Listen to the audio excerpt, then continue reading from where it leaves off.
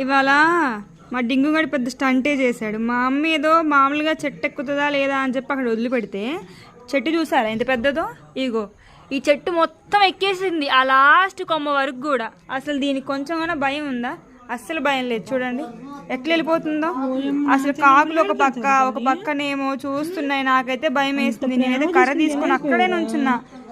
అసలు దీన్ని ఎక్కడ తినేస్తాయా ఏంటా అని భయం వేసి ఇంకోసారి అసలు వదిలిపెట్టొద్దు. చిన్నపిల్ల కదా అసలు ఉరుకులైపోతుంది. కాకలేమో పైనుంచి వెళ్తున్నాయి. ఇంకా వర్షం పడినట్టు వాటర్ తీసుకొని మగ్స్తో కొట్టా. ఇంకా అప్పుడు కొంచెం కిందకు వచ్చింది. పాల స్మెల్ చూపించి మా అమ్మ అయితే లాగింది. కానీ పాపం మొత్తానికి నాకైతే భయం వేసింది. పాపం మా డింగుగాడు ఏమైపోతాడా అని.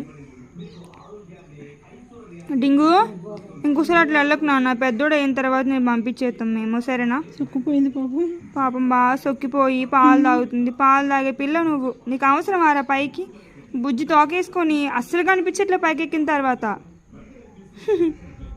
దొరికింది ఫైనల్గా జాలు మా బుజ్జిది.